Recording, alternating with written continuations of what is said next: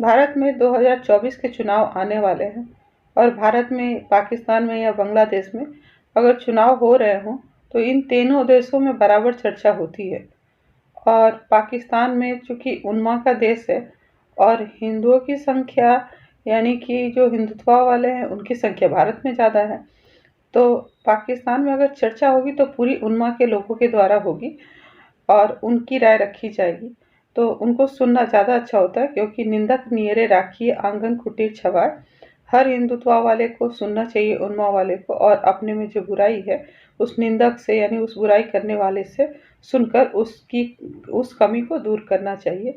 वैसे मोदी जी तो इन लोगों को 2014 से भी पहले सुन रहे हैं, लेकिन 2014, 2019 और अब 2024 आने वाला है, तो मोदी जी को फिर से सुन लेना चाहिए कि उनमें क्या क्या बुराई है और उनमें सुधार करना चाहिए। और चूंकि पाकिस्तान उन्मा का सरताज है, क्योंकि उन्मा के नाम पे इसने ही एक ऐसा देश बनाया है जिसके लोग, उन्मा वाले लोग वहाँ जमा हुए और उन्होंने एक देश बना लिया। अब ये जो नॉन मुस्लिम देश है और उनका कानून जो है, वहाँ के जो कानून है उस पे ये खुल के बात करते हैं। एक बार आप विचार करके देखिए। तो आपकी प्राथमिकता होनी चाहिए कि आप अपने आप को रोल मॉडल बनाएं और दूसरे लोग देख करके आप जैसा बनने की कोशिश करें।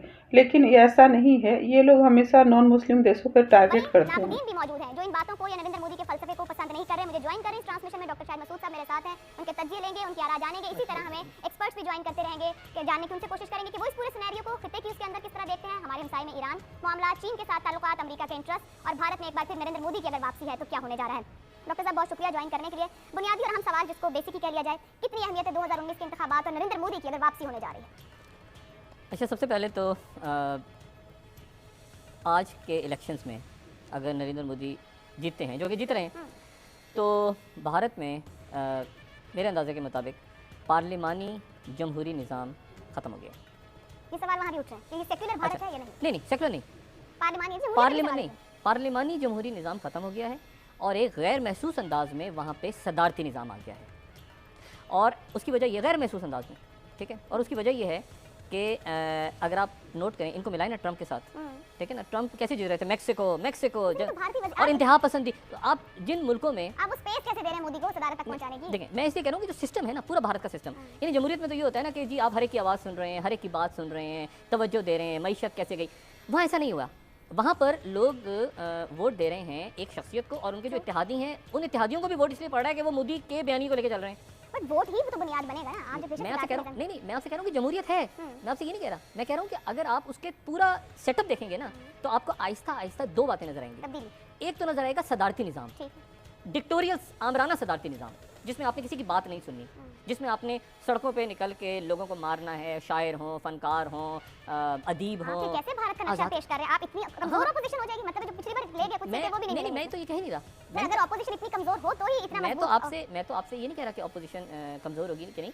मैं तो आपसे कह रहा हूँ कि जमहूरी निज़ाम है, भारत सबसे बड़ी जमहूरियत है, पार्लिमानी निज़ाम खत्म हो गया, सदारती निज़ाम गैर महसूस अंदाज में आ गया। एक बात। दूसरी बात, अगर बीजेपी आज जीतती है, जो कि जीत रही है, तो पहली बार ये होगा कांग्रेस के बाद, इससे पहले कांग्रेस जीती ना, नेहरू जीत आए, उसके बाद नेहरू के बाद वो जब इंतकाल हो गया, इंदिरा गांधी आ गई, तो फिर उसके बाद राजीव, बैक टू बैक आती रही।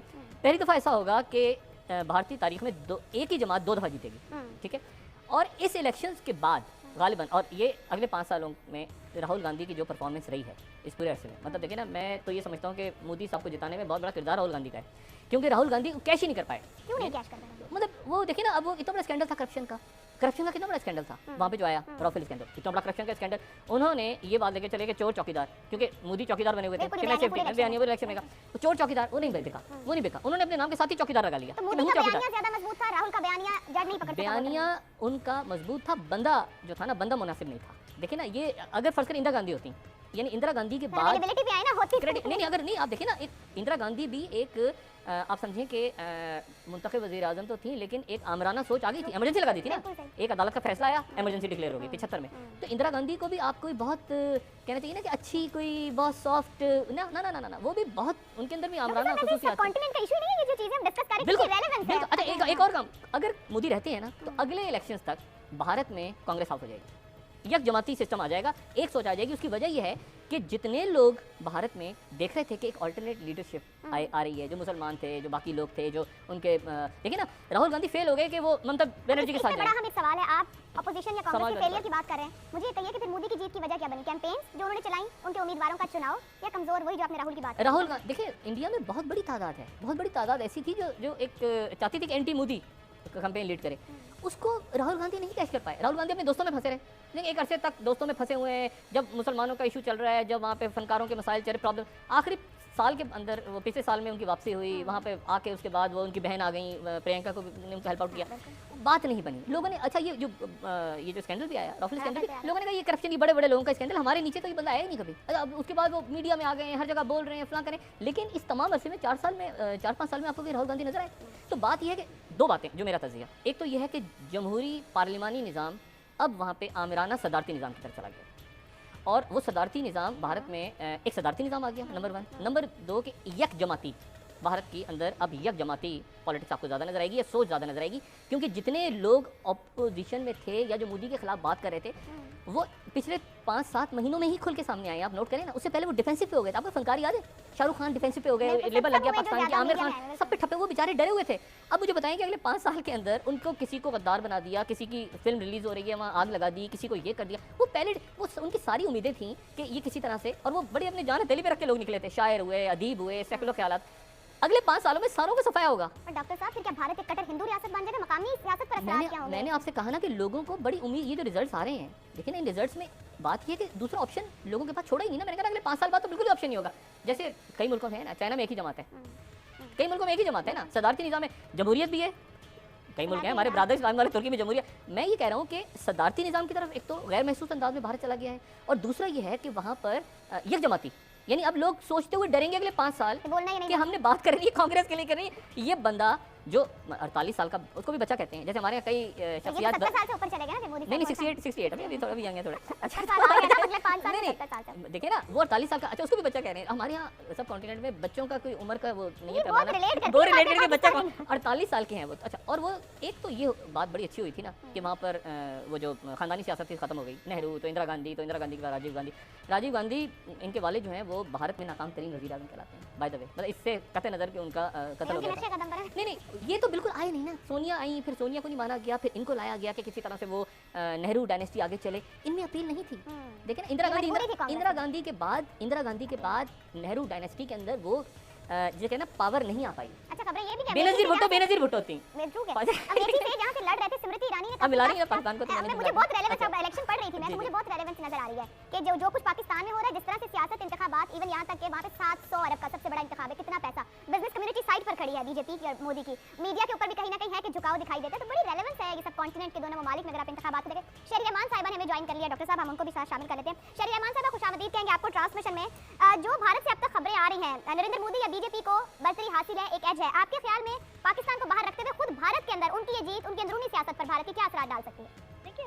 देखिए, जो नई बीजेपी है, जिसे बीजेपी 2.0 हम कहते हैं, ये मोदी सरकार का जो मैंडेट है, एक तो सबको पता है डोमेस्टिक है, इस पर ये मतलब इनके वोट की बरतर्फी आ रही है। आप लैंडस्लाइड मेजॉरिटी तो एग्जिट पोल कह रहे हैं, लेकिन मैं नहीं समझती कि एग्जिट पोल पर हम इतना दारोमदार कर सकते हैं। जो भी है उनकी आवाम का फैसला है, और उनकी आवाम का फैसला लगता है इंडिया के जो सेक्युलर आइन है उस पर एक खास मैं समझती हूँ ठेस पहुंचने वाली है उसको, नेहरूवियन कॉन्ट्रैक्ट को। जो उनके जो लेफ्टिस्ट पार्टीज हैं, जो 22 पार्टीज हैं वहाँ, 22 ज़बानें हैं वहाँ, तो वो रखे हुए हैं बरकरार कि हमारा एक अभी भी सेक्युलर आइन है और सेक्युलर बात है। देखिए, ये इंतहा पसंदी पर ज़्यादातर एक्सट्रीमिज्म पर इनका मैंडेट है। अफसोस से मैं पाकिस्तान में 3 खुतबे बहुत मशहूर है जो बच्चा और बूढ़ा सब देते हैं। आप अरबी छोड़कर भारत या मगरिब का कल्चर अपनाते हैं तो आप कफ़ार में शामिल होंगे, फितना फैला रहे हैं और इस्लाम से बाहर हो जाएंगे। 1000 साल तक राज किए, 1000 साल तक मिल के रहे। हालांकि उस समय हिंदुत्व बहुत थे, लेकिन फिर भी हमें कोई खतरा नहीं था। अचानक हमको खतरा लगा और हमने पाकिस्तान बना लिया। फिर एक्सट्रीमिस्ट हिंदुत्व को हम गाली देंगे। पाकिस्तानी जिहाद 2.0 स्टार्ट। आरएसएस हिंदुत्व, एक्सट्रीमिस्ट, आतंकवादी हिंदुत्व, मोदी फितना फैला रहे हैं। हम 20 करोड़ जो माइनॉरिटी हैं मुस्लिम पाकिस्तान इंडिया में, उन पर वो फितना फैला रहे हैं। फिर से ये तंग कर रहे हैं, ला ला ला ला, फिर से हम हिंदुत्व को कसूरवार ठहराएंगे और फिर से हम पाकिस्तान बनाएंगे, ला ला ला ला ला। विधर्मी हिंदुत्व हमारा पाकिस्तान बनाएंगे, मुसलमान ना बने तो यहाँ से मार के भगाए जाएंगे। फिर जिहाद पाकिस्तान 3.0 स्टार्ट। ला ला ला। उन्मा का नज़रिया हमेशा जो नेहरू डायनेस्टी वाले लोग हैं, इन्होंने खुद कहा डायनेस्टी, उस पर पॉजिटिव रहता है, क्योंकि उन्मा में ही नेहरू की बेटी ब्याही गई थी। और फिर एक अहले किताब वाली बहू भी है उसमें, जो इसने कि 15 साल लगभग भारत पे राज किया, और उनका बेटा जो है बहुत दिनों से कोशिश कर रहा प्रधानमंत्री बनने का। तो अहले किताब होना और एक प्रधानमंत्री की बेटी का इनके उन्मा में ब्याह होना, ये मायने रखता है। ये हमेशा उनका साथ देंगे। ऐसे भी इंदिरा गांधी गई थी बाबर के मजार पर सर झुकाने के लिए, तो उन्होंने भी उन्मा से पूरी दोस्ती रखी है। लेकिन हम भारतवासियों के लिए हो, उन्मा के लिए हो या किसी और के लिए काम करें, वो सबसे पहले हमारे देश की प्रधानमंत्री थी। इस बात को हमें ध्यान देना चाहिए। और जहाँ तक इनकी बातें, ये सारे खुतबे हम लोगों ने आरएसएस पर, मोदी पर सुना हुआ है, और इन्हें दोहरा लेना चाहिए। अपनी गलतियों में सुधार करना चाहिए हमें, ताकि ऐसे खुतबा इन्हें देने का मौका कम मिले। बाकी हम इनको कुछ नहीं कह सकते, ये अपने में सुधार करें या नहीं, लेकिन हमारा